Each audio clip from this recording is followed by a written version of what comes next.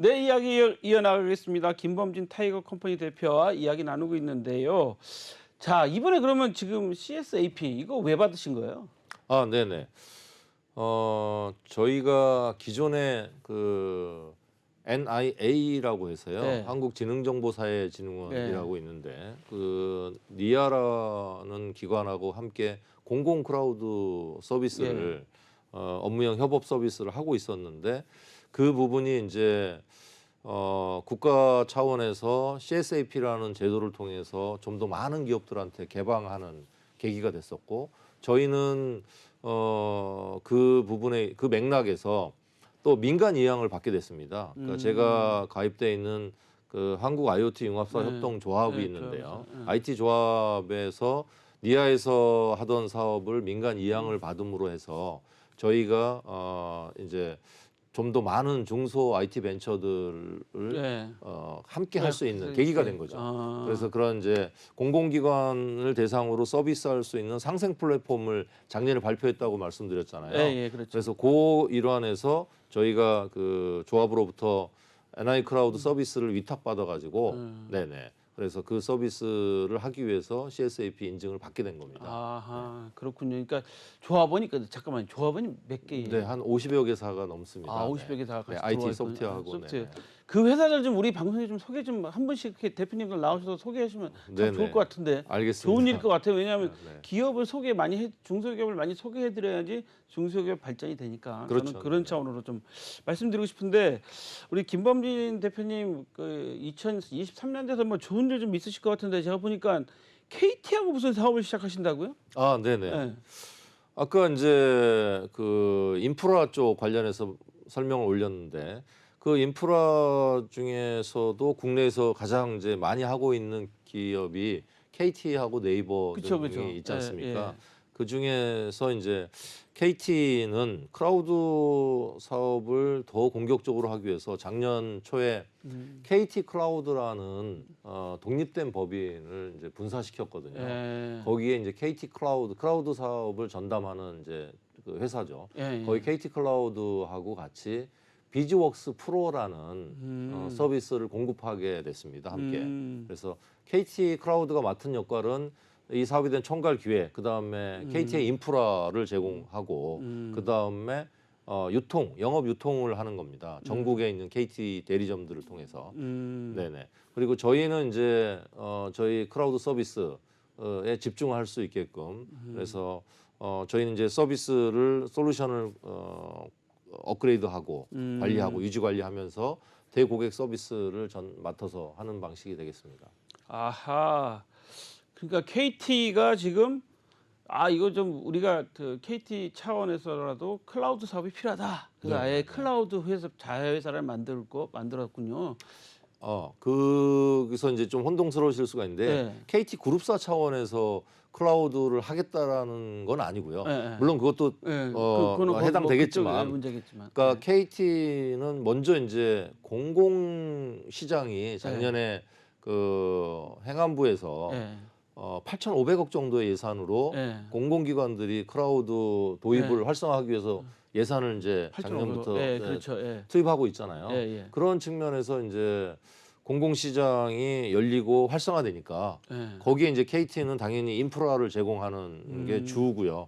그 인프라만 제공하면 사실 하드웨어 서버만 있으면은 그냥 빈 깡통이잖아요. 그렇죠. 원래 뭐 차가 움직이려면 뭐 여러 프로그램이 있어야 되는 거니까. 그래서 거기에 이제 소프트웨어 기업들이 필요한데 저희 티그리스를 이제 중심으로 해서 계속 그 필요한 서비스들 공공기관에서 필요한 그런 사스들이죠. 소프트웨어들을 계속 늘려갈 계획이에요. 네네. 그래서 아까 말씀드린 그런 IoT 조합의 회원사들이 작년에 13개사가 함께 그런 상생 플랫폼 선포식을 했는데 그 회사들이 점점 이제 함께 공공시장에 진출할 수 있는 계기를 마련하는 것이 되겠습니다. 아하.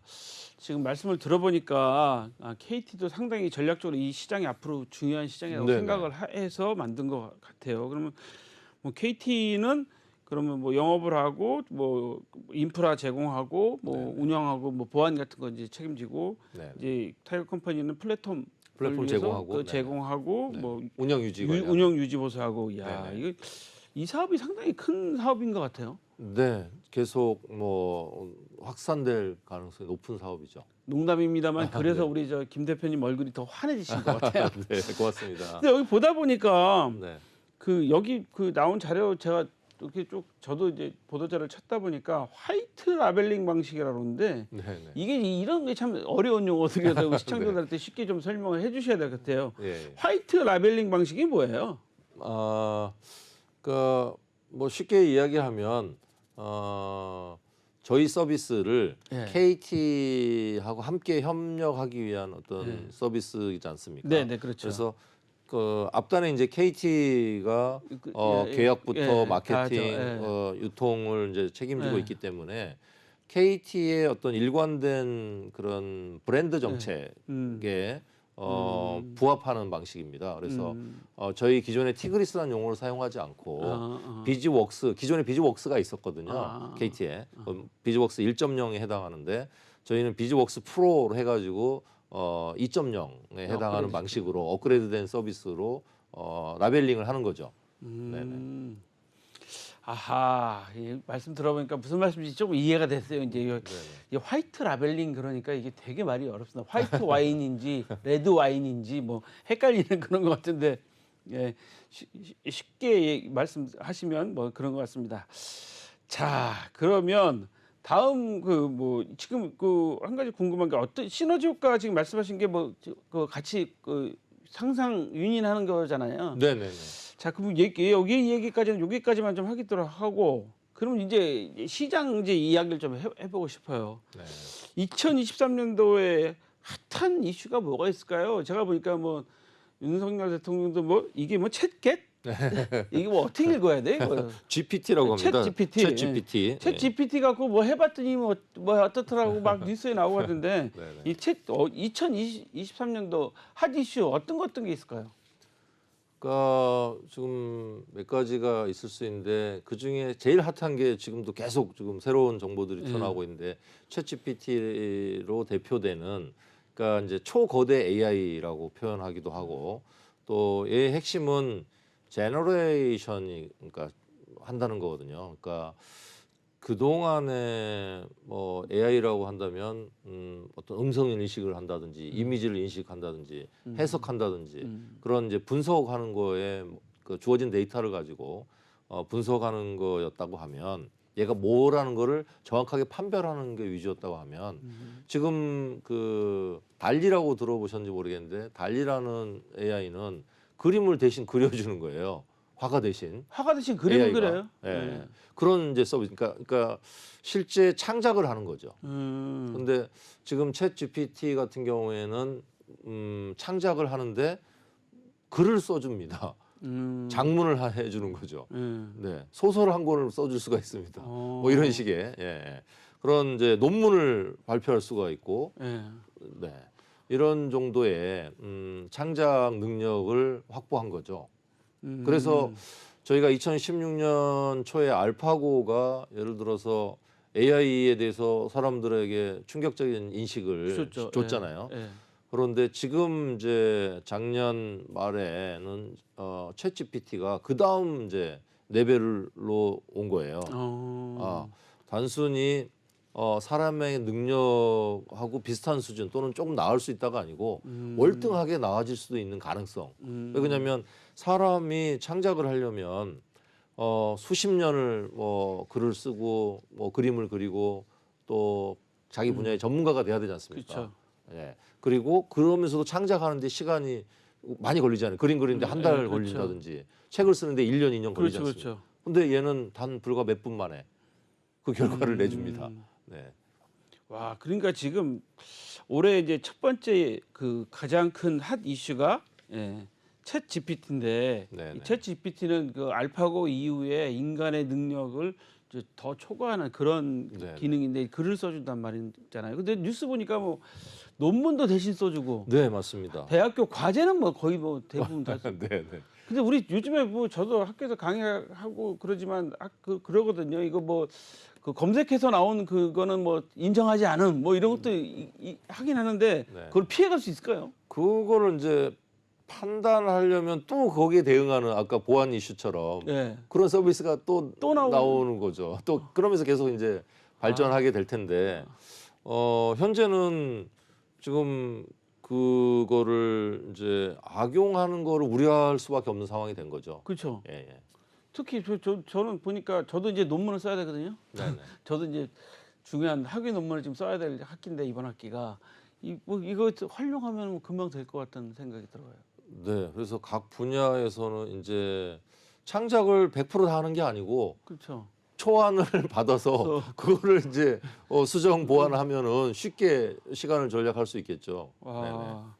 그러니까 이게 지금 어마어마한 그 발전인 것 같아요. 저는 사실은 2016년인가요? 그 이세돌 네네. 사범님께서 저는 이세돌 구단이라고 부르지 않습니다. 우리 인류 발전을 어마어마하게 노력하신 분이기 때문에 네. 이세돌 사범님이라고 하는데 네. 이세돌 사범께서 알파고 바둑 두셨잖아요. 네네. 그 이후에 이제 그거보다 훨씬 더 지금 발전된 게 나온 거니까 첫 번째 올해 이슈는 챗 GPT. 챗 GPT 이거 가지고 지금 앞으로 이거 이 시험 보고 뭐 과제 내고 이런 거에는 좀 상당한 이슈가 좀 될 것 같습니다. 그러면 두 번째 또 올해 화두는 또 뭐가 있을까요? 우리 IT 업계에서는. 네, 슈퍼 앱이라고 말씀드릴 수 있을 것 같은데요. 예. 네네. 슈퍼 앱 같은 경우에는 지금 여러 가지 이유가 있습니다만은 지금 우리가 모바일에서 어떤 물건을 사기도 하죠. 쇼핑도 하지만 그렇죠, 그렇죠. 쇼핑하고 나서 결제도 하고 그렇죠. 또는 다른 사람한테 송금하기도 하고 이런 이제 멀티 그런 행위를 한 앱으로 할 수가 있거든요. 네네.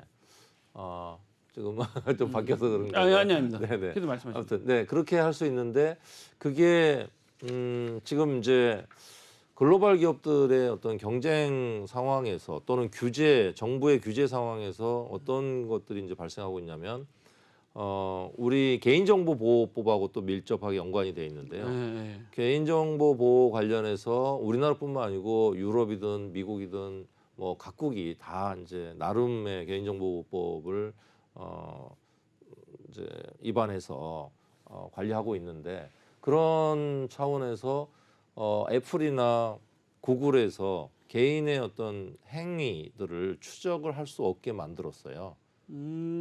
그러다 보니까 그 과거에는 이제 이분들이 어떤 물건을 사고 책이 됐던 뭐 그렇죠. 의류가 됐던 이런 것들 또는 어떤 음식을 먹고 이런 부분들을 계속 모니터링할 수 있는 그런 이제 서비스가 있어서 그걸 가지고 광고를 집행한다는 이런 걸 할 수가 그렇죠. 있었는데 타겟 마케팅을 할 수가 예. 있었는데 이제 우리가 알고 있는 페이스북 메타가 일단 그걸 할 수가 없게 된 거예요. 구글이나 아이폰에서 못 하니까.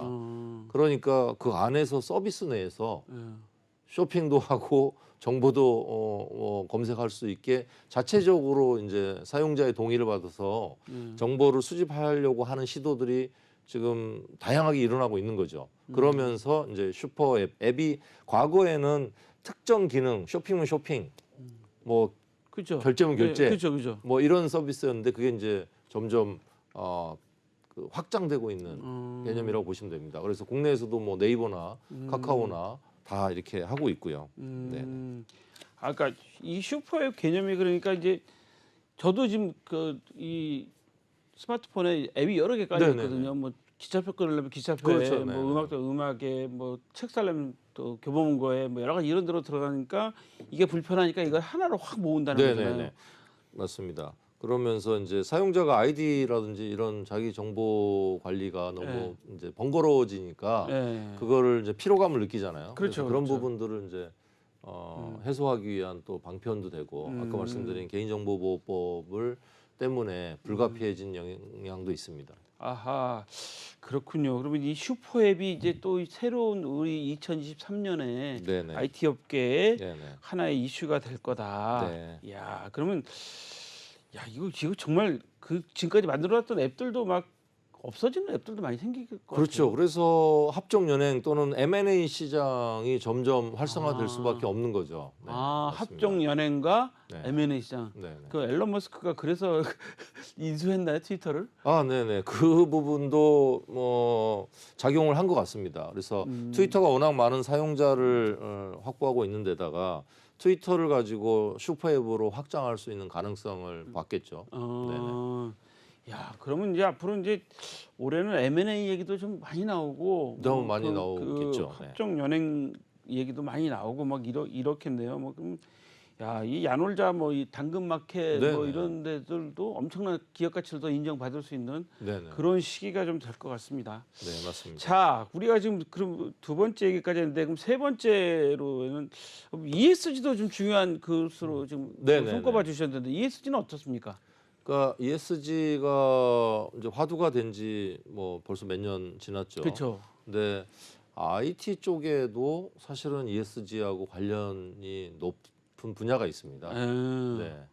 그 분야가 지금 제가 계속 말씀드린 클라우드 쪽 분야가 산업 분야가 밀접한 관련을 갖고 있는데요. 왜 그러냐면 ESG 경영의 어떤 기본 골격이 기업이 경제적인 이익만 추구할 게 아니고 사회 환경적인 그리고 결국은 이제 기업의 사회적 가치를 높이는 거에 어떤 방점을 찍은 거지 않습니까? 그렇죠. 네네. 그러다 보니까 결국은 결국 환경을 생각하고 사회적인 어떤 균형 발전 뭐 이런 측면을 생각하는 측면에서 클라우드가 어떤 역할을 하게 되냐면요. 클라우드는 기존의 그런 IDC에 비해서 에너지 소비나 효율성이 엄청나게 좋아졌습니다. 아, 그렇죠, 그렇죠, 네. 그렇죠. 그러다 보니까 저희 사무실에 와서 보신 분들이 좀 특이하다. 뭐 그런 것 중에 하나가 뭐냐면 종이가 없다는 거예요. 아하. 사무실에 종이를 거의 종이 없어진다. 안 씁니다. 그렇죠. 네. 은행가도 요즘에서 하면 다 그냥 화면에다 사인하라고 그렇죠. 종이가 없잖아요. 네네. 점점 네. 우리 이제 세상에 종이가 점점 네. 사라들잖아요. 디지털 북도 그렇죠, 그렇고요. 그렇죠. 이제 그런 것처럼 클라우드 서비스를 쓰게 되면 모바일과 노트북만 있으면 언제 어디서나 업무를 할 수 있잖아요. 그리고 굳이 요즘 신세대들은 출력할 필요가 없어져요. 아, 예. 네네. 오히려 출력하고 문자로 이렇게 보는 거를 더 부담스러워 하잖아요. 책 보는 걸 싫어하듯이 빨리빨리 검색하고 이미지로 그렇죠, 이해를 그렇죠, 하는 게 그렇죠. 빠르기 때문에 예, 예. 그런 방식으로 하니까 결국은 클라우드 서비스를 활용하면 할수록 결국은 그런 ESG, 자원 낭비를 아. 줄일 수 있는 거죠. ESG하고 관련이 높고 이런 문제 때문에 지금 이제 국민연금 관리하는 그 공단에서도 예. 운용 기금을 50%까지 예. ESG와 관련된 그 투자를 하겠다. 아. 네, 이렇게 이제 바뀌고 있는 거죠. 와, 그러니까 지금 말씀 들어보니까 국민연금도 그렇고 이제 앞으로 이제 클라우드 자체도 ESG 경영과 관련이 있다라고 이제 네, 확정되는 그래서 그- 기업이 점점 더 도입을 하게 되면, 확장하게 될 수밖에 되면 없는 거죠. 그러니까 그 전기도 덜 쓰게 되고 네네. 종이도 덜 쓰게 되니까 자원도 낭비하지 않게 된다. 네. 와, 제가 사실은 다음 주 월요일에 그 ESG에 대해서 철저하게 분석해 주실 교수님을 한번 섭외를 했거든요. 네. 아마 근데 말씀 그때 저도 여쭤봐야 될 것 같은데 지금 그 우리 대표님 말씀을 들어보면 올해 세 가지 화두가 첫 번째로는 챗 GPT, 네네. 챗 GPT IT 업계에서는 네. 두 번째는 슈퍼앱, 네, 네. 세 번째로는 ESG가 클라우드를 중심으로 한 ESG가 더 활성화되는 게 올해 이제 우리 그 IT 업계에서는 가장 큰 네. 이슈가 될 거다라고 말씀하셨는데 말씀 들어보니까 저도 지금 관심 있는 게 챗GPT 같은 경우는 어떻게 이것을 또 보완을 할 것이냐, 그다음에 그 슈퍼앱은 합종 연행들이 또는 M&A가 많이 일어날 것이다. 네, 네. ESG는 좀 더 종이를 없애는 방향으로 갈 거니까 네. 거기에 대응해야 된다. 네. 뭐 이런 말씀인 것 같아요. 우리 시청자분들께서 잘 이해가 되실 것 같습니다. 자, 그러면 이제 시간이 거의 다 돼가니까 마무리를 좀 짓자면 클라우드 시장 앞으로 그 발전하고 계속 전망이 좋아 보이는데 시장 전망 좀 어떻게 보세요? 크게 좀 봐주시면. 그 일단 시장은 계속 성장을 하는데 아까 예. 760 예, 760조라고 그러죠. 네, 767조 정도가 올해 이제 전 세계 시장인 것 같아요. 그렇게 예측을 하고 있는데 올해만 해도 한 20% 이상 성장하는. 그래서 그 각 분야별로 인프라, 그다음에 플랫폼 외에 이제 사스 이런 각각이 크게 보면 세 개의 분야로 나눠질 수가 있는데 각 분야들이 다 뭐 두 자릿수 이상 성장을 할 거라고 예상하고 있습니다. 그리고 특히 국내에서는 아까 말씀드린 공공 시장이 주도해서 클라우드가 이제 활성화가 되고 나면 민간에서도 사실 민간은 거대 이제 그 대기업들 위주로 거겠죠. 움직임이 예, 있었는데 예. 이게 중견 또는 또 중소기업으로 더 확산될 가능성이 높아집니다. 그러니까 올해의 클라우드 시장은 두 자릿수 성장은 뭐 거의 뭐 네네, 확실한 네. 그 이야기고 전 세계 시장이 760조가 넘는 시장을 갖고 있기 때문에 중요하고 거기에 이제 공공이 주도하는 시장으로 이제 점점 발전하니까 계속 이어질 거다. 네. 그러면 저는 여기서 또 이제 사실은 우리 대본 안 보셔도 돼요. 대본 네네네. 없는 질문 한 가지만 제가 좀 네. 마지막으로 좀 더 드리고 싶은 게 그러면 우리나라 그 지금 보면 반도체도 반도체 관련 학과 뭐가 뭐 인력이 없어서 지금 막 반도체 관련 학과를 막 수도권에 만들어라고 정부에서 막 이러잖아요. 그럼 실제로 그 대표님께서는 IT 업계에서 작년 재작년 얘기 들어보면 뭐 인력이 없다 뭐 이런 얘기 많이 했는데 정말 진짜로 그 인력 양성, 인력 현황이 좀 어떤지 실제로 피부로 느끼시는 예? 그 인력 양성이 어떤지 그리고 앞으로 그러면 IT 하는 인력들을 어떻게 좀 양성해야 되는지 그 간단하게 좀 의견이 좀 있으시면. 이런 비슷한 상황이 2000년 초에 예. 있었습니다. 아, 닷컴 붐일 때. 예. 그러다가 급전직하했죠. 예. 뭐 3D다, 예. 4D다 예, 해가지고 그렇죠. 예, 예. 또 확 이제 예. 떨어졌는데 저는 좀 비슷한 또 상황이 재현될까봐 우려를 하고 있는 입장인데요. 예. 그건 뭐냐면 지금 대학의 과들이 지금 다 소프트웨어, 컴퓨터 공학 뭐 이런 쪽으로 또 인기 학과가 돼가지고 예. 많이들 몰리고 있어요. 예, 예. 네, 많이 몰리고 있는데 지금 이 또 지나친 아까 의대 뭐 예, 지망도 그렇죠. 말씀드렸지만 지나친 쏠림 현상은 우리가 좀 더 경계해야 그렇죠. 되지 않을까 예. 싶고요. 이 내용이 지금 현재 사람이 부족한 건 아니고요. 사람은 있는데 예. 소프트웨어 인력들의 어떤 연봉이 상대적으로 다른 직무에 비해서 높아지다 보니까 네, 그 좋은 인력을 구하기가 너무 어려워지고 또 IT 기업들이 그런 어떤 벤처들이 성장하는데 오히려 지금 발목이 잡히고 있는 이런 현상들이 나오고 있는 것 같아요. 아, 예. 야, 역시 인력 양성이 중요하기도 하지만 인건비 부담이 어마어마하게 중견 업계들한테는 부담이 되고 있다는 말씀이셨습니다. 올해는 슈퍼앱 챗 GPT, ESG가 IT 업계의 중요한 화두가 될 것 같습니다. 한치호 인사이트 이제 마무리할 시간입니다. 다음 시간에 다시 찾아뵙겠습니다. 시청해주신 여러분 감사합니다. 네, 고맙습니다. 네.